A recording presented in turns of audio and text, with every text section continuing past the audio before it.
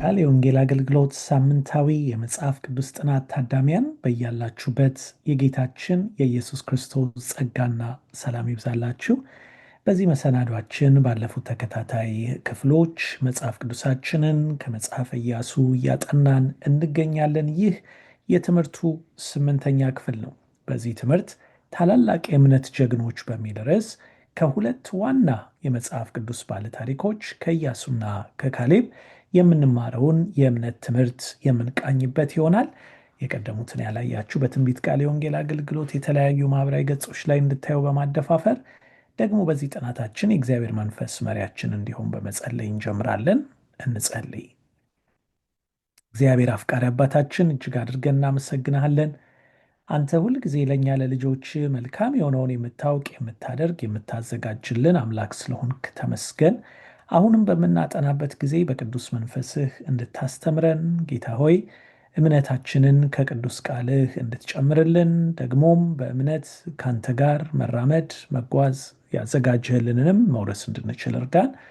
ይህን ሁሉ ጠየቅንህ በጌታችን በኢየሱስ ክርስቶስ ስም አሜን። እንግዲህ በዚህ ጥናታችን በዕብራውያን ምዕራፍ 13 ቁጥር 7 ላይ ያለውን መሪ ጥቅስ ይዘን እንጀምራለን።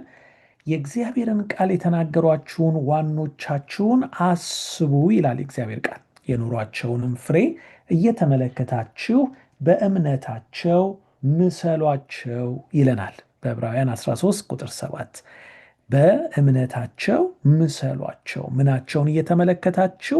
የኑሯቸውንም ፍሬ እየተመለከታችሁ። ስለዚህ በዚህ ጥናታችን እንደዛ ልንመስላቸው የሚገባ ሁለት የመጽሐፍ ቅዱስ ገጸ ባህሪያትን እንመለከታለን።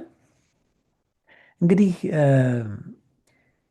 በዚህ ቦታ ላይ እንደምንመለከተው አንዳንድ ስሞችን አይተን ብንጀምር ሰሙኤል፣ ሰፈጥ፣ ይግአል፣ ፈልጢ፣ ጉድኤል፣ ጋድ፣ አሚኤል፣ ሰቱር፣ ናቢ እና ጉድኤል እነዚህን 10 ሰዎች ምናልባት እናውቃቸው ይሆን?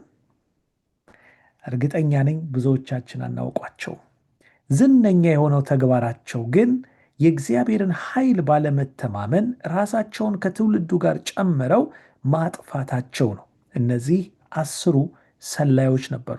ከተላኩት 12ቱ ሰላዮች መካከል በሙሴ ከነዓንን ለመሰለል 10 አሁን ስማቸው የተጠሩት ተመልሰው መጥተው የሕዝቡን ልብ ዝቅ ያደረጉ ወደ አመፅ ያነሳሱና መጨረሻም አጥፍቶ ጠፊዎች ናቸው ሊባሉ ይችላሉ። በዘኍልቍ ምዕራፍ 14 ከቁጥር 36 እስከ 37 ታሪካቸው ይገኛል። ግን ሁለቱ እነዚህ 10ን ባናውቃቸውም ከተግባራቸው ውጭ ሁለቱ ኢያሱና ካሌብ በደንብ እናውቃቸዋለን። ስለ እነዚህም ሁለት ሰዎች ብዙዎቻችን ሳንሰማ አንቀርም። በእግዚአብሔር ተስፋ ላይ በመተማመን በጽናት ቆመው ተስፋዎቹ ሲፈጸሙ ማየት የቻሉ የእምነት ጀግኖች ናቸው ሊባሉ ይችላሉ። በዘኍልቍ ምዕራፍ 14 ቁጥር 38 ላይ የእነሱ ንግግር ከ12ቱ እንዴት እንደተለየ እንደውም በሐዘን እንዴት ልብሳቸውን እንደቀደዱ የሕዝቡን አመፅ አይተው እንዴት እንደተቆጡም እንመለከታለን። እነርሱ በእምነታቸው ከፍ ያለን ልዕልና ያሳዩ ነበሩ እና በእምነታቸው እነርሱን መምሰልና እነርሱ እንዳደረጉት እግዚአብሔር የማይቻል የተባለውን ማድረግ እንደሚችል ማመን የምንችለው እንዴት ነው ብለን እንግዲህ በመጠየቅ የሕይወት ታሪካቸውን እንቃኛለን። ጥናታችን የሚከተለውን አስተዋጽኦ የሚከተል ይሆናል። በመጀመሪያ የካሌብን እምነት ነው ጠጋ ብለን የምናየው። የማይቻለውን እንዲቻል ማድረግ፣ እምነትን በተግባር መለማመድንና ችቦውን ደግሞ አሳልፎ ወደ ሌላው ትውልድ ማስተላለፍን ከሱ ሕይወት እንቃኛለን። በመቀጠል ደግሞ የኢያሱን እምነት እናያለን። ኢያሱ እንዴት በእምነት እንደበረታ ካየን በኋላ በመጨረሻ እምነትን ማግኘት ምንን እንደሚጠይቅ አይተን ጥናታችንን እንቋጫለን። በቅድሚያ የካሌብን እምነት በማየት እንጀምር። የካሌብ እምነት ካሌብ የማይቻለውን እንዲቻል በማድረግ እንዴት እንደበረታ እንመለከታለን። በኢያሱ ምዕራፍ 14 ቁጥር 8 ላይ ከኔ ጋር የወጡ ወንድሞቼ ግን የሕዝብን ልብ አቀለጡ ይላል። እኔ ግን አምላኬን እግዚአብሔርን ፈጽሜ ተከተልሁ በማለት ስለ ራሱ የሰጠውን ምስክርነት እንመለከታለን። ካሌብ የሚለው ስም የሚደንቅ ነው። ውሻ የሚል ትርጉም ያለው ነው። በመጽሐፍ ቅዱሳችን ውሻ የሚለው ቃል በጥሩ ሲነሳ እናየው። ግን ሕይወቱ እንደሚመሰክረው ስያሜው ለውርደት ሳይሆን ስለማይነቃነቅ ታማኝነቱ ወይም ጽኑ ስለሆነው ታማኝነቱ የሚመሰክር ነበር። ሌሎቹ እየካዱ ባሉበት ወቅት እርሱ ግን ታማኝ ሆኖ የተገኘ ሰው ነበር። ሌሎቹ ሲወላውሉ፣ እርሱ ግን ለእግዚአብሔር ታማኝ ሆኖ የጸና የቆየ ሰው እንደነበር እናያለን። ለአስሩ ሰላዮች ሊማረኩ የማይችሉ ከተሞችና የማይሸነፉ ረጃጅም ግዙፍ ሰዎች ሲታዩቸው፣ ካሌብ ግን የሚታየው ረጃጅሞቹ ሲማረኩ፣ እንደዚሁም ደግሞ ከተሞቹ ተማርከው እነዛም ረጃጅም ሰዎች እንደ እንጀራ ሲሆኑላቸው ነበር የታየው። ዘኍልቍ ምዕራፍ 13 ከ28 እስከ 33 እና እንደዚሁም 14 ከ6 እስከ 9 ላይ ማንበብ እንችላለን። እነዛ አንችላቸውም፣ እነዚህ ያጠፉናል ብለው ሲናገሩ፣ እነ ካሌብ ግን እነዚህንማ እንደ እንጀራ እንበላቸዋለን፣ ከተሞቻቸውንም እግዚአብሔር አሳልፎ ሰጥቶናል ብለው አምነው ነበር። ከኢያሱ ጋር በመሆን በእርግጥ ኢያሱ ከካሌብ በዕድሜ ያንሳል። ወደ 5 ዓመት ካሌብ ይበልጣል ኢያሱን።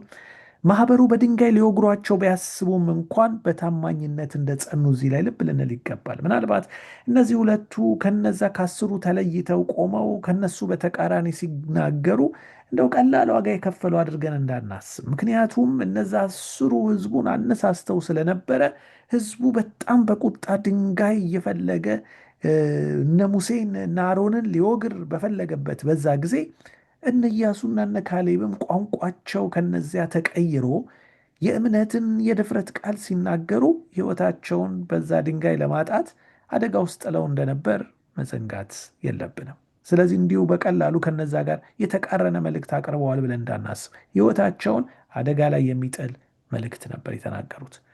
ታዲያ የካሌብ ተምሳሌትነት ለእኛም የማይቻል በሆነው ነገር ሁሉ ፊት ሁሉም በሚችለው በእግዚአብሔር ላይ በመተማመን እንድንጸና ያበረታታናል። ካሌብ ሰው አይቻልም ያለውን እርሱ ግን በእግዚአብሔር ይቻላል ያለ ሰው ነበር። እኛም ዛሬ በሕይወታችን ምንም አይነት የማይቻል የመሰለን ተራራ፣ ከባድ የሆኑ ጠላቶች በፊታችን ቢታዩን በእግዚአብሔር ግን ሁሉን ማድረግ በሚያስችለን በእግዚአብሔር እንደምንበረታ ሁሉን ማድረግ እንደምንችል እኛም በእምነት ልናውጅ እንችላለን።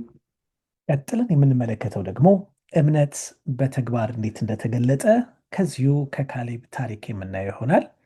እንዲህ ይላል በኢያሱ ምዕራፍ 14 ቁጥር 12 ላይ አሁን እንግዲህ በዚያን ቀን እግዚአብሔር የተናገረውን ይህን ተራራማ አገር ስጠኝ።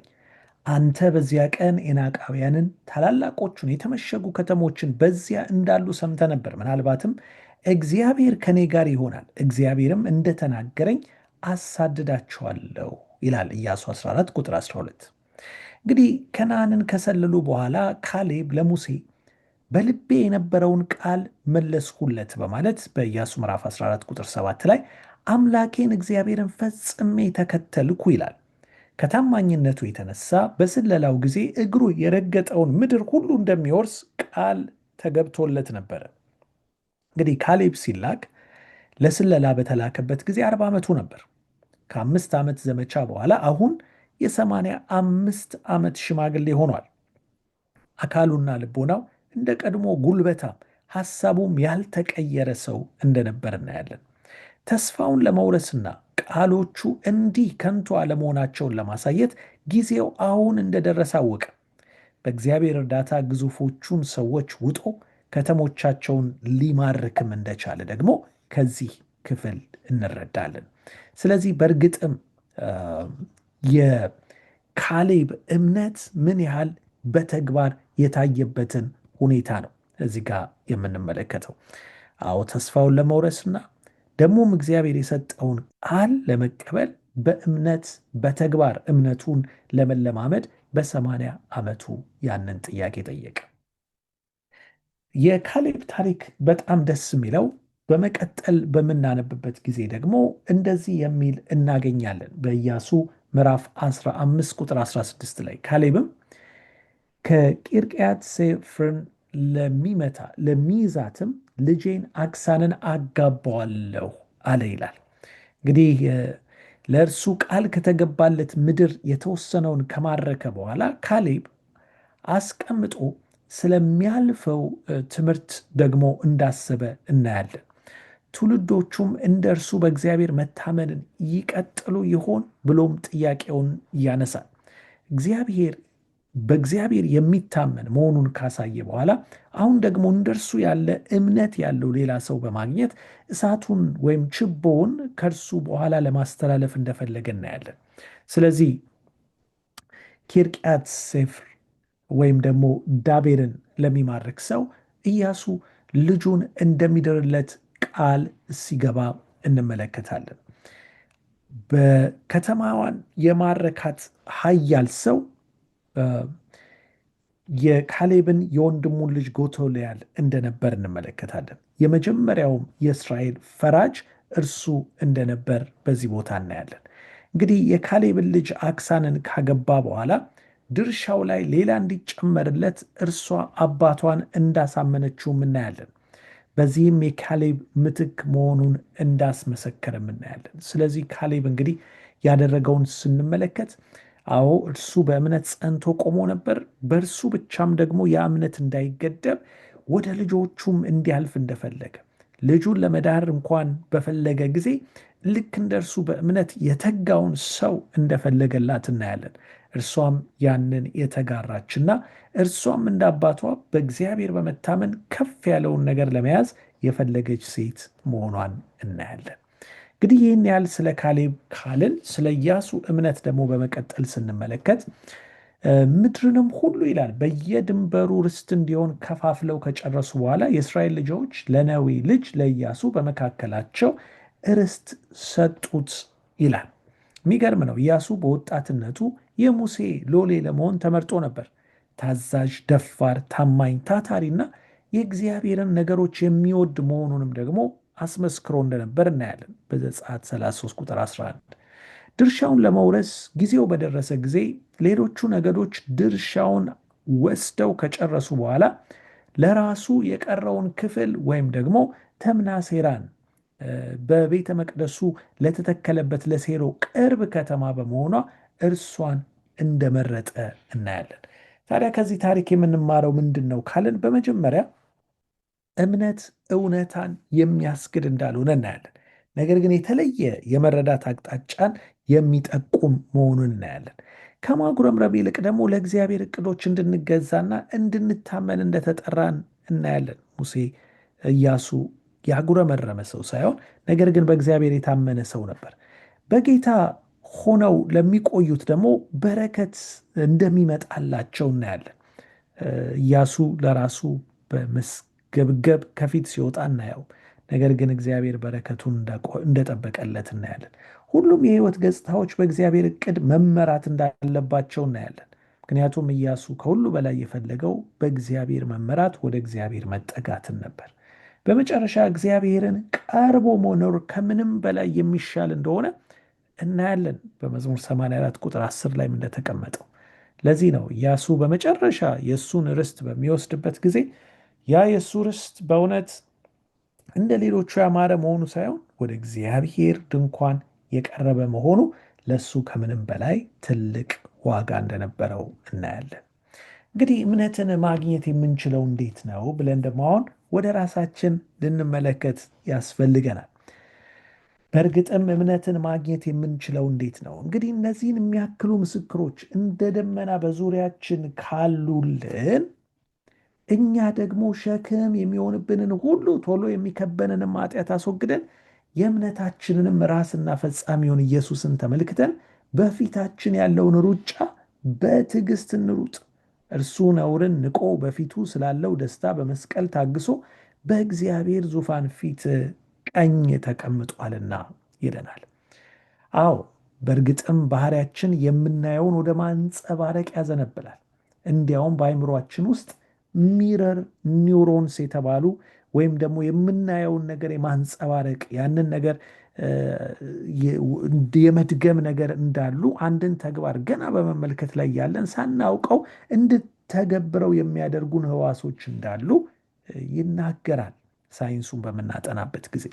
መጽሐፍ ቅዱስ ታላላቅ የእምነት ጀግኖችን ምሳሌ እንድንመለከት ይጋብዘናል። በተለይም ከሁሉ በሚበልጠው በኢየሱስ ላይ እንድናተኩር ያስተምረናል። ለዚህ ነው የእምነታችን ጀማሪና ፍጹም አድራጊ የሆነውን እርሱን ተመልክተን ይላል። እሱም ባየን ቁጥር ወደ እሱ መልክ ስለምንለወጥ እንደ ካሌብና እንደ ኢያሱ ያሉ የእምነት ሰዎችን ሕይወት በማጥናት እነርሱ በእግዚአብሔር እንደታመኑ እኛም መታመንን፣ እነርሱ ትሑታን እንደሆኑ እኛም ትሑታን መሆንን፣ እነርሱ እንደሆኑት እኛም ለእውነት ምስክር መሆንን እንማራለን። ከዚህ የተነሳ ነገር ግን ልንለውጠው የምንችለው እንዴት ነው? ወይም እንዴት ነው የምንለወጠው ካልን መጽሐፍ ቅዱስ ይህንን በግልጽ ያስቀምጥልናል። ይህ መንፈስ ቅዱስን በእኛ እንዲሰራ በመፍቀድ እንደሆነ ይናገራል። ይህን ነው ሁለተኛ ቆሮንቶስ 3:18 የሚያስተምረን። ለመለወጥ ከወሰንን በኋላ እንደ ካሌብ ወደ ተግባር መራመድ ይኖርብናል። ጥሪያችን ለእግዚአብሔር ሕያው መስዋዕት ሆነን ራሳችንን እንድናቀርብ እንደሆነ በማስተዋል ሁሉ ነገራችንን ለእግዚአብሔር የምንሰጥ ልንሆን ያስፈልጋል። እነዚህ ሁለቱ ኢያሱም ካሌብም ራሳቸውን ሙሉ በሙሉ ለእግዚአብሔር የሰጡ ነበሩ። በዛ ነው ለእኛ ምሳሌ የሚሆኑ። ሙሉ በሙሉ መሰጠት። ፍጹማን አልነበሩም፣ ነገር ግን ድካማቸውንም ብርታታቸውንም ሁሉንም ነገራቸውን ለእግዚአብሔር አሳልፈው ሰጥተው ነበር።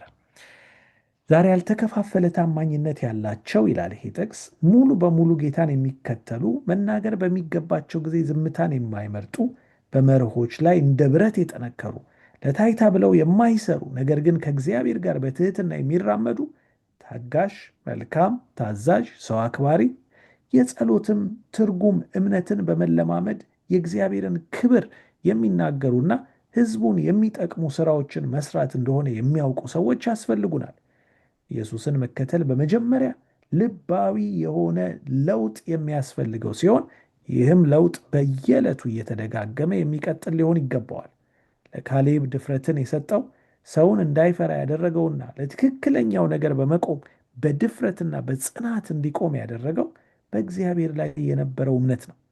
በተመሳሳይ መልኩ በሰማይ ሰራዊት አለቃ ኃይል ላይ በመደገፍ ማንኛውም እውነተኛ የመስቀል ወታደር የማይገረሰሱ የሚመስሉ ተግዳሮቶችን ድል ለመንሳት ጉልበትን ሊቀበል ይችላል ይላል። እንግዲህ በእርግጥም በእርሱ ላይ ሙሉ በሙሉ በመታመን የእርሱን ጉልበት ይዘን በእርሱ ኃይል ሁሉን ማድረግ እንችላለንና በእምነት ማደግ እንድንችል እግዚአብሔር ጸጋውን ያብዛልን። እግዚአብሔር ይባርካችሁ።